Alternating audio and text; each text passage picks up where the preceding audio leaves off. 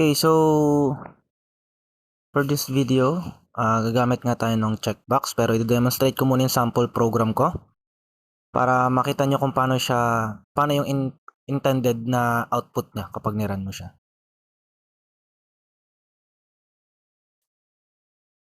Gaya na sinabi ko, so magiging project yung sa akin ng prelim and midterm will be your main menu. So meron kayong main menu.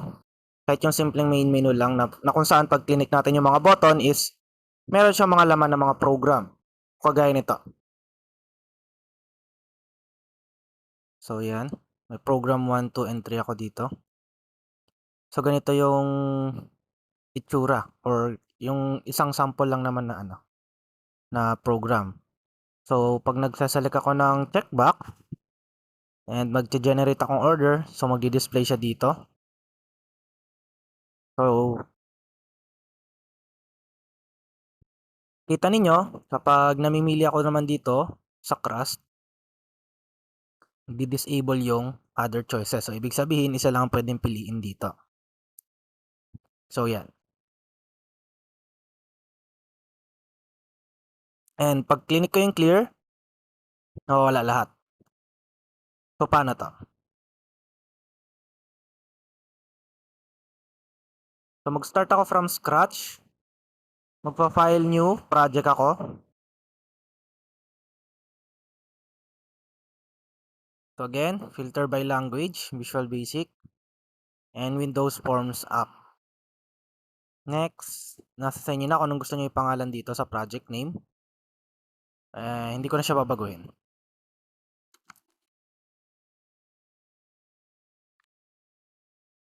Yan. So, una kong gagawin is yung main menu ko. So, ito yung aking form 1. So, pwede mo siyang i-rename. I-rename ko siya. FRM main na lang. Nasa sa inyo kung anong gusto niyo ipangalan dito. Click nyo lang yung yes. So, right-click, rename ha. Right-click, rename. And then, click ko yung Windows, yung form para makita ko yung property niya. So, isa-center screen ko yung start position niya para nakasentro siya pag mag-display. And yung caption niya, papalitan ko ng main menu. Ayan. Drag ako yung button. And muguin ko yung caption sa text. So, yung mga controls ninyo, no, usually ang pangalan lang nung property nila kung saan yung caption nila is yung text property. So, pwede nyo gamitin to sa codings ninyo. Kung kailangan yung kunin yung laman nila na caption. So, yung name ng button ko na gagamitin ko sa coding ko, gawin ko lang BT1. And, liit yung text niya, so lakihan ko siya. Yan, siguro. Okay lang yan kahit hindi na kagandahan. So, yung functionality naman kasi yung kailangan nating matesting dito. So, dalawang button lang siguro okay na muna for the meantime. So, ika-copy paste ko lang yung button na create ko para hindi na ako magda-drag and drop tapos magpapalit na naman ako ng properties from the So, at least to dati na siyang naka-format. And palitan ko na lang yung pangalan niya ng BT2. And yung caption niya ng program 2. Ito si program 1.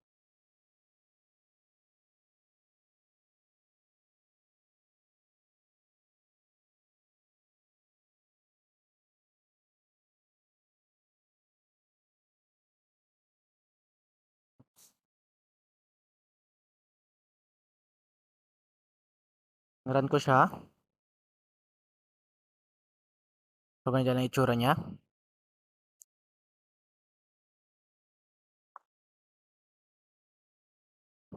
Lagyan natin ng kulay para mabilis lang yun.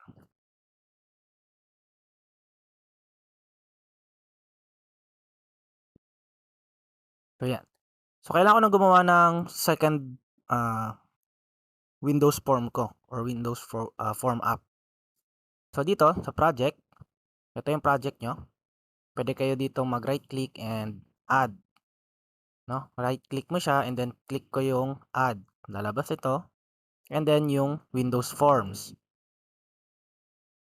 So, makikita ninyo dati nang naka-select yung Windows Forms, papalitan niyo na lang yung pangalan and click add. Or kung hindi naman, sa may project ninyo, add forms. So, meron kang 2 options. So, same din. Palitan ko lang yung pangalan niya ng FRM2. So, ito na siya. FRM2, ayan siya. Click ko yung window. So, makikita ninyo, auto-select siya dito sa property. Any control na kiniklik ninyo, nag-auto-select yung mga property niya. So, center screen ulit. And yung caption niya. So, gagayahin natin yung kanina, yung sa may pizza order.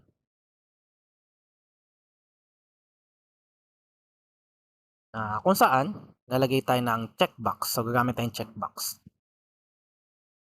Makikita ninyo, ang checkbox is isang uri ng button na kung saan ang input niya is yung check nga mismo. Palitan ko yung text niya ng mushroom. Toppings kunwari. Toppings kasi ito kunwari sa pizza.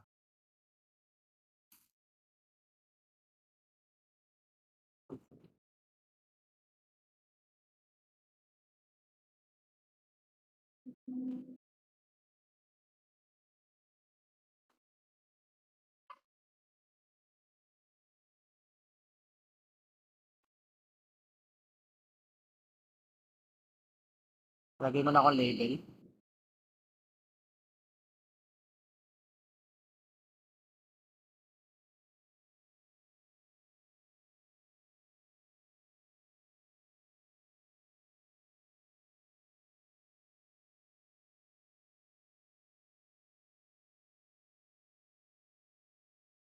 Yan. Mushroom. Hindi naman na natin masyadong gagandahan yung design niya. Pwede naman nang mahuli yung design na yan. So, ito yung default na name ng checkbox kapag drag and drop mo siya. So, paikliin na lang natin siya ng CB1 para mabilis lang.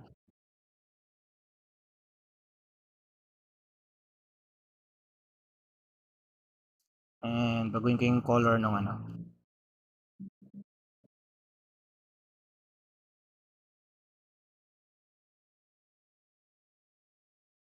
Nasa sa inyo na kung paano nyo i-discover yung mga design nito, okay? Kaya copy ko na lang yung checkbox na yan para dati nang naka-format yung property. So, ito naman ang pepperoni ko na. And ito ay pineapple. Copy ako ng dalawa. Paste ko dito. Copy ko tong label. Paste ko dito. So, ito naman ay bina natin crust niya kunwari. Kanong klaseng crust. Either thick or thin crust. Sample lang. So, yung checkbox natin, kailangan natin palitan yung mga pangalan nila. Kasi naka-default pa sila.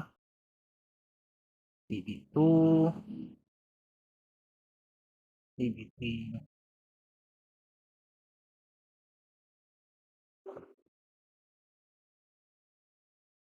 CB5.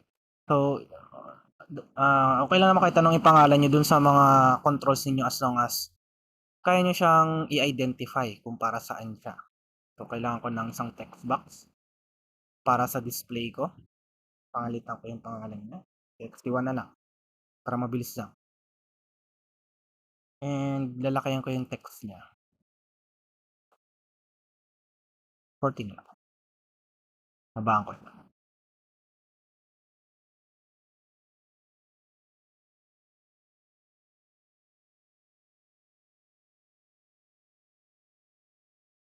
And isang property pa nitong text box ko is gagawin ko siyang yung read only niya. Gagawin ko siyang true. So, makita ninyo yung text daw doon, kung ma-edit ba siya, can be changed or not. So, gagawin ko siyang read only true. 'Pag ni-read only true niyo siya, hindi mabubura ni user kung ano man yung maje-generate natin na order dito, 'no. So, para 'pag nag-click tayo ng button para sa order, pang-generate ng order, hindi siya puwedeng burahin ni user. Magka-copy ako ng button sa aking FRM main, punta ako dun sa FRM main ko, i-copy ko lang yung isang button, balik ako dito, paste ko dito, ta's liitan ko na lang. So, makikita ninyo ang pangit ng design natin 'no, walang ano, pero okey lang naman yun for the meantime kasi puwede namang mahuling pagandahin yung design.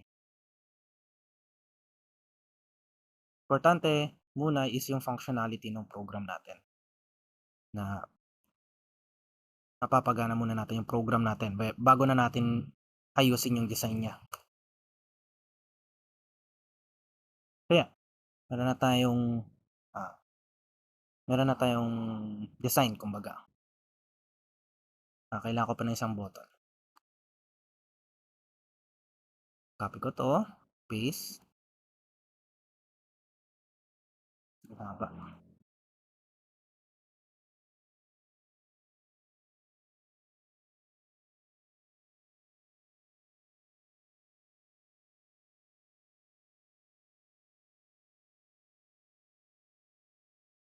Gawin ko lang yung code nito ng BT1.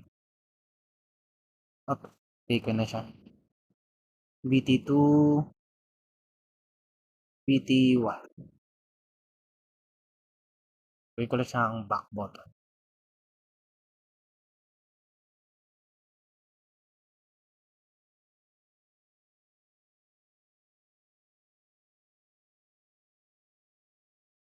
Bahan ko na lang 'to.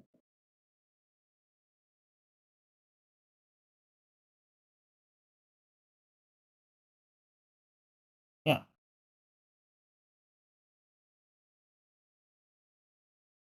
Siguro maglagay na rin tayo ng isa pang button dito. Clearin muna natin yung design natin. So, ang gagawin na lang nitong isang button na 'to ay pang clear all na lang. So, after mo mag-generate, kumbaga parang meron kang button pang bura ng lahat. Pangalan natin siyang BT3. So, puwede na tayong mag-code, 'no, puwede na tayong mag-code. So, unahin muna natin i-code yung back button. Sa FRM main ko, sa may program 1, double click, so magge-generate itong code na 'to. So, gusto ko 'pag clinic ko yung button na yun, lalabas yung FRM2. Dot. So, dot show lang naman yung code nun. So, 'pag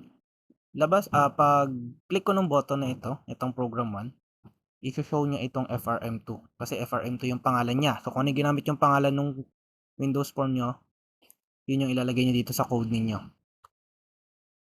So, me.type. Kita niyo automatically niya namang pinupunan yung parentheses and pinapalitan niya naman ng uppercase kapag hindi siya naka-uppercase. So, okay na yan. Balik ako ng FRM2 ko ngayon. So, yung back button ko is kabaligtaran lang. So, isho-show ko yung FRM main. So, ito naman yung iha-hide ko. Pag hindi niyo siya nilagyan ng me.hide, makikita ninyo na nakapatong lang yung program na sino-show ninyo. No, so, hindi maganda yung ganong klase ng logic ng program na visible pa rin yung program na pinanggalingan niya after mo mag-click ng after mong mapunta sa next program or may nag-click ka ng back button. Then, sunod na nating i-code yung clear.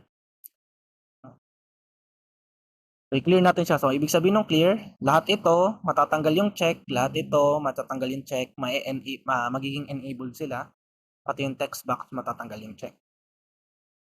So, ang property ng checkbox para malaman mo kung meron siyang check or wala is yung check niya. Ayan o, sa check na property niya. So, pag naka-false, ibig sabihin wala siyang check. Pag naka-true, meron siyang check. So, nakikita ninyo. So, false. So, gagawin natin siyang check false lahat ng property ng checkbox na meron tayo, which is CB1 to CB5. So double click ko yung clear button. CB1.check. Ito equals false. Okay ko, ikakopy ko na lang ito mula dyan. So CB2, CB3, CB4, 5.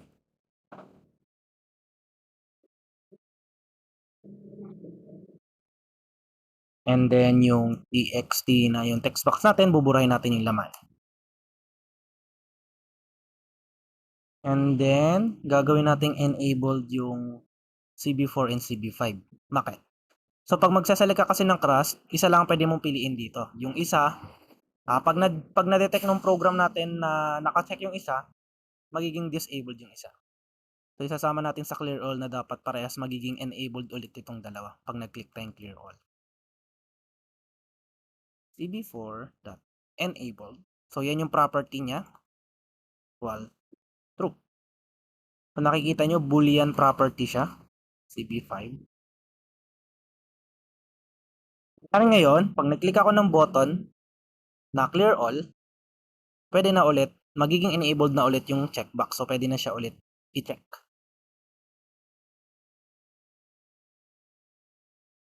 Okay. So, next is, kailangan natin kunin yung, or kailangan natin malaman kung anong trigger na gagamitin natin para malaman natin kung chine-check ni user yung checkbox. So, bago yun, punta muna tayo sa source code natin, sa pinakataas. I-declare muna ako ng 5 variable na string. Kunin ko yung mga text, itong checkbox na to, para malaman ko kung ano yung chine-check ni user. Makikita ninyo sa baba nung public class, ABCD na lang, E as string. So, meron ako 5 string. Kailangan ko na siyang lagyan ng yung 5 string ko na variable, kailangan ko na siyang lagyan ng 5 laman. Ang ilalagay kong laman doon is yung mga check nitong checkbox. So, okay. First step, kailangan natin malaman kung naka-check ang isang checkbox. Sa toppings tayo mag-start. So, i-double click nyo yung checkbox na yan. Yung CCB1, i-double click ko siya para ma-generate itong event na ito. So, ito yung mga event or yung trigger, kumbaga, doon sa control na yon. So, no need nang i-edit yan. Gamit tayo ng if statement. Kailangan natin malaman kung naka-check siya. Kapag naka-check, true siya. So, para magawa nyo yun, mag-i-if kayo, cb1.check.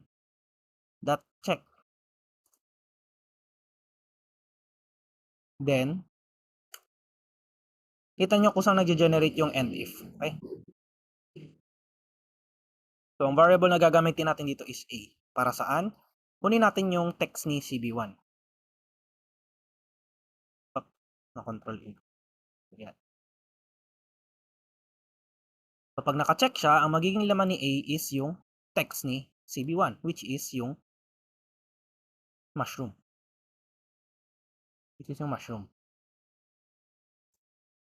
So, pag hindi naman, or mag-else na agad ako dito, para kung hindi siya naka-check, buburahin ko yung laman A. And, yan. Yan lang. Burahin ko lang yung laman ni A.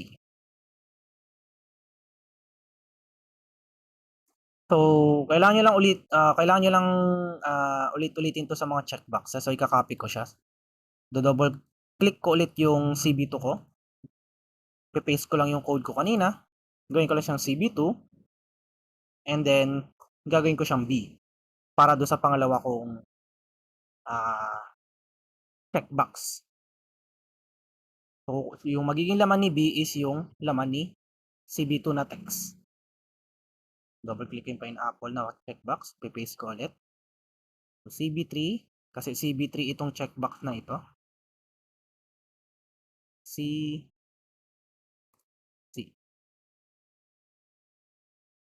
So, pagdating dito, same code din naman to. So, CB4. Ay, di mo na siya.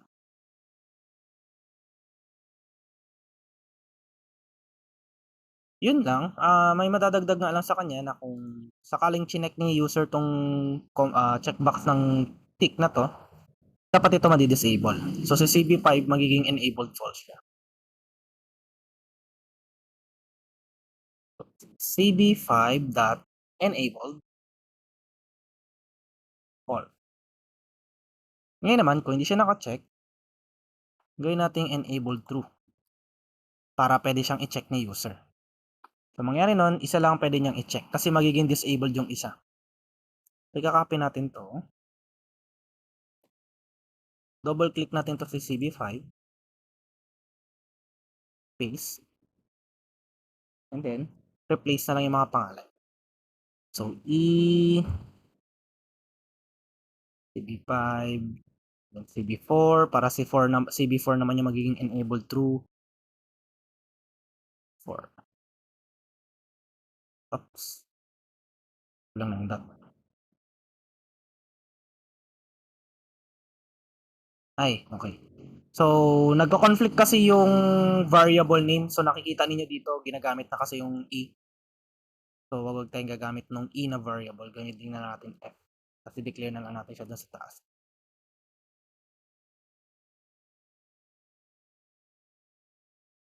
And then lastly, display natin dun sa text box kay txt1. So, magiging laman lang ni txt1 is manggagaling siya dito sa trigger niya sa button. Ko-concatenate lang natin lahat ng variables natin. B plus D plus D plus F. txt1.text. So, testing natin.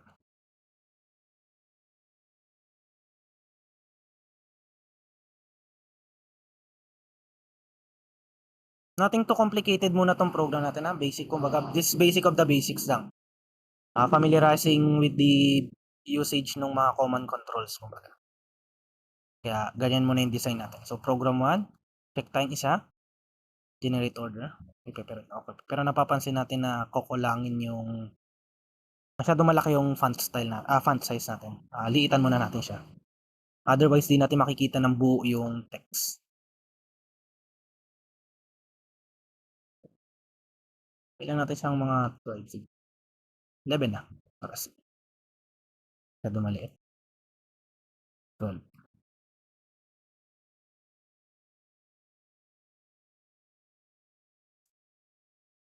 Mushroom, pepperoni.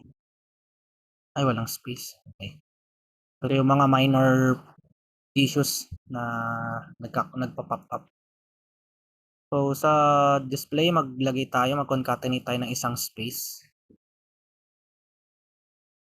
para may awang at hindi siya maging dikit-dikit kagaya ng nakita ninyong output.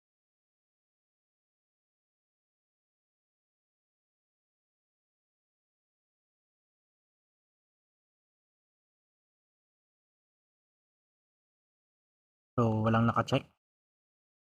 Mushroom, pepperoni, pineapple. Tanggalin ko yung isa. Palitan ko ng isa.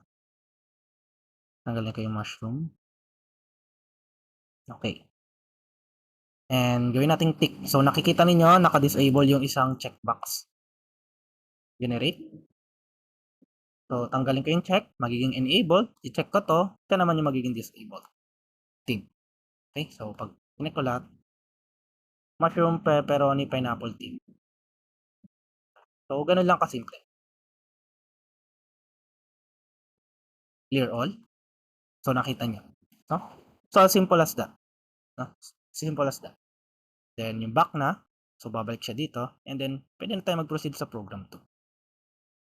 That's for the next video na lang. That's all.